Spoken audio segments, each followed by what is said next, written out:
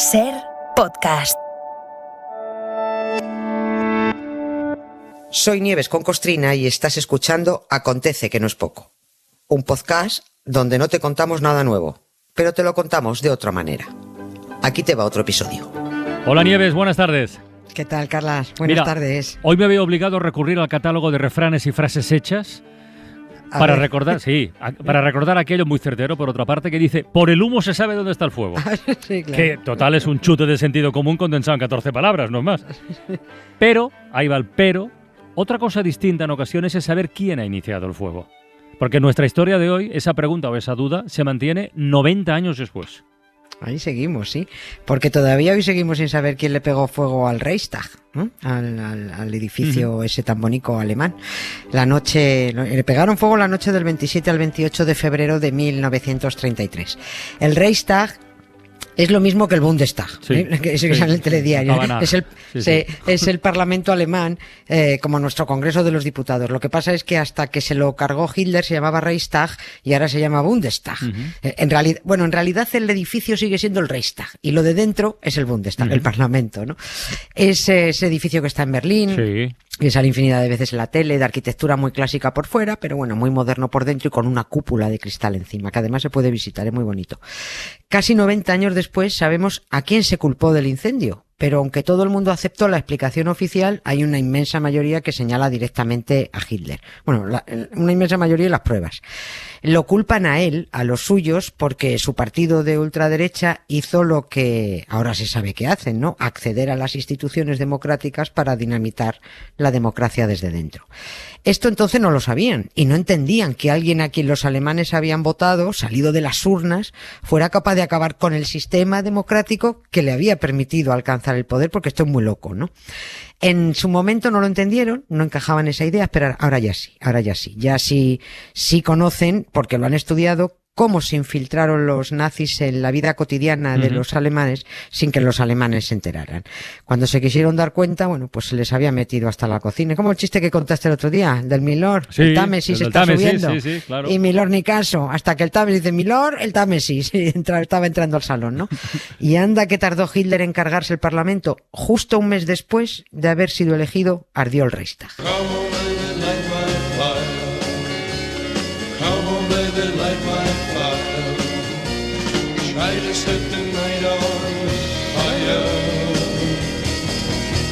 The time to hesitate is through. No time to wallow in the mire.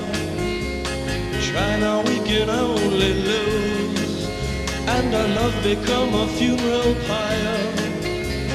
Come on, baby, light my fire. Bueno, pues a ver, ¿quién fue el culpable oficial, entre comillas, de este incendio del Reichstag? Un cabeza de turco, ¿no? Sí, pues claro. Fue un anarquista holandés, otros dicen que era comunista.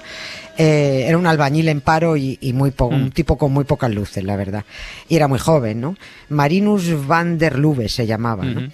La ultraderecha nazi lo señaló como el culpable, los alemanes no lo pusieron en duda porque lo estaba diciendo el gran patriota Hitler y acabaron guillotinando al albañil, ¿no? No solo los franceses guillotinaban, los nazis también. Poco importa ya que en el año 2008 se exonerara de toda culpa al albañil comunista en paro.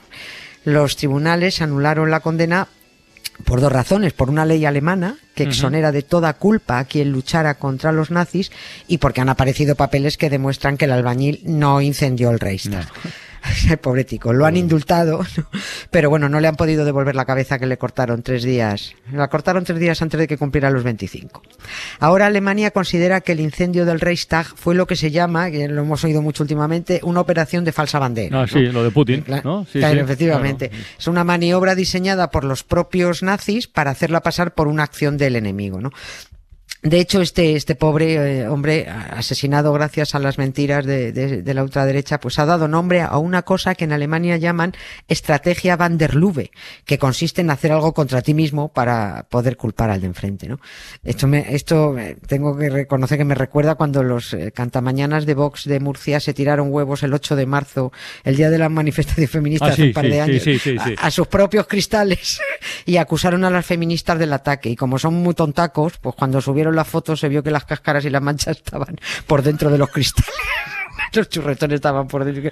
En fin, se habían tirado los huevos ellos mismos contra las ventanas. Bueno, pues también ha quedado demostrado que el incendio del Reichstag fue una operación de falsa bandera. Oye, un par de cositas.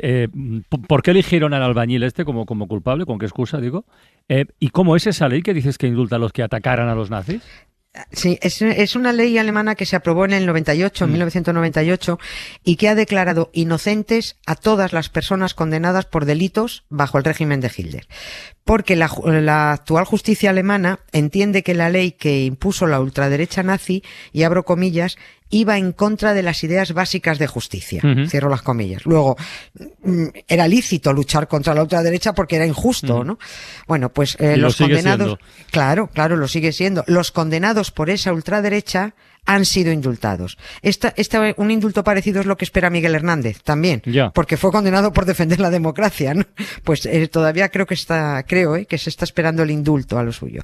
Bueno, al albañil lo indultaron en 2008 aplicando esta ley, pero también ha sido restituida su inocencia socialmente, porque en 2011, en 2012 se hicieron públicos los papeles que demostraban que él no había quemado nada, y se sabía, de acuerdo a las declaraciones de quienes lo detuvieron dentro del Reichstag, a donde entró tras romper una ventana y tal, ¿no? Los testimonios dijeron que cuando lo pillaron medio atontado dentro del Reichstag y se lo llevaron a la enfermería, el fuego no había empezado aún, no lo podía haber quemado él, ¿no? Esto fueron declaraciones de varios miembros de las SA, de la Guardia de Asalto del partido de los camisas pardas estos, ¿no? Sí, pues que dejaron sus declaraciones por escrito, y esos papeles se han hecho públicos hace relativamente poco, ¿no? Los propios nazis diciendo que el tipo ese, oye, que este tío no ha sido, pero bueno, recibieron órdenes de callar. Y luego el albañil, que no parecía tener muchas luces, no hacía más que decir que yo he quemado el Reichstag, ¿qué pasa? Pues era como protesta por era el machote por su lucha obrera, ¿no? Pero bueno, ya sabían entonces que no había sido él. Van der Lubbe fue el pretexto para suspender las libertades civiles e instaurar la dictadura. If you are the dealer, I'm out of the game. If you are the healer, means I'm broken and lame. If thine is the glory, then mine must be the shame. You want it darker, we kill the flame. Pero por precisar, ¿cuánto tardó Hitler en suspender todos los derechos civiles? El mismo día del incendio. El mismo día del incendio. O sea, es que todavía no habían apagado el fuego. El Reichstag estuvo ardiendo la noche del 27 al 28 de febrero. Y el mismo día 28, Hitler declaró el estado de emergencia. Se fue a por el presidente Hindenburg, que estaba ya chocheando el hombre, y le dijo, firma aquí, presidente. Y el presidente firmó lo que se conoce como el decreto del incendio del Reichstag, mediante el cual se suspendieron todos los derechos constitucionales, todos. Convirtió la Constitución de 1919, la que le permitió ser votado, en papel higiénico de doble capa, directamente. La reacción de los nazis fue tan rapidísima ante el incendio del Reichstag que parecía que todo estaba previsto. O sea, el decreto redactado, los derechos que se iban a suspender perfectamente previstos. O sea, se suspendieron 7 artículos constitucionales, justo los que protegían los derechos humanos, las libertades de reunión, de asociación, de opinión, la libertad de prensa, en fin, lo de siempre. Mira que ha pasado tiempo, pero sigue siendo difícil entender que nadie viera venir a Hitler. Bueno, o igual sí que lo vieron, no sé. Es que, es que esto es complicado. O sea, verlo lo vieron. O sea, lo vieron. Los conservadores, por ejemplo, los socialdemócratas, PP y PSOE, para situarnos en la cabeza, ¿no? Para entendernos, creyeron que este pirao de Hitler, pues, que era tosco, era intelectualmente muy flojo. Iba a durar poco porque los alemanes se darían cuenta de que ese tipo no podía gobernar un país. Era idiota, ¿no? Bueno, pues los partidos de derecha se sumaron al gobierno de coalición, muy tranquilos ellos, hasta que Hitler se merendó al PP y a Ciudadanos en 2 meses. Los deglutió. Porque los nazis tienen tácticas y los otros no tienen ni idea. Es la diferencia, ¿no? Es que no estamos viendo venir a Vox con Ayuso, Abascal, Monasterio, Ortega Smith, La Olona. O sea, dicen abiertamente lo que quieren hacer y lo han dicho. Mujeres, inmigrantes, dirigen sus odios contra los gays, contra los ateos. Lo dicen. En cuanto llegue al poder voy a quitar los derechos LGTB y las leyes de igualdad. Y en cuanto llegue al poder voy a quitar las ayudas a maltratadas. Y voy a imponer a Dios y a cargarme a Darwin. Y voy a prohibir el aborto. Y voy a prohibir la eutanasia. Y se les vota, o sea que se les ve venir. Pues esto es igual que hizo Hitler, que advertía a por quién iba a ir. Ya. Judíos, gays, comunistas, gitanos. Esto lo dijo. Pero quienes oían a Hitler lo que no hacían era escuchar. No será para tanto, pensaban. Por eso algunos judíos, decir muchos, quizá no muchos, pero algunos judíos votaron a Hitler, ¿no? Porque solo veían un partido de ultraderecha capaz de devolver el esplendor patriótico alemán perdido tras la Primera Guerra Mundial, la patria y tal. Y lo que veían sobre todo era una parafernalia que era muy vistosa, eso sí, ¿eh? Y mucha actividad patriotera, es verdad. Sí, banderas por todas partes, ¿no? Claro, acuérdate que estuvimos hablando el otro día, que es todo muy vistoso, ¿no? Ya. Colocaban banderas, se distribuían periódicos en la calle con noticias incendiarias, había mucho desfile, muchísimo uniforme. A ver, como tenemos que estar atentos a las señales, yo insisto, y creo que no es baladí. ¿Qué ha hecho mi querido alcalde Almeida, además de nada, y cargarse Madrid Central para poner otro Madrid Central? Pues gastarse 600.000 euros en banderas, y venga banderas por todo Madrid, por si no nos acordamos de que vivimos en España, ¿no? Bueno, pues eso hicieron los nazis, ponerlo todo muy vistoso, muy atractivo, muy alemán y mucho alemán. Era tarde cuando se quisieron dar cuenta. El mismo decreto del Reichstag permitía la encarcelación sin juicio de los opositores a la ultraderecha nazi. El mismo día 28 fueron detenidos 5.000 comunistas. Las cárceles no daban abasto. 2 meses después del incendio del Reichstag ya se habían creado 2 campos de concentración con 25.000 personas dentro. Y Hitler solo llevaba en el poder 3 meses.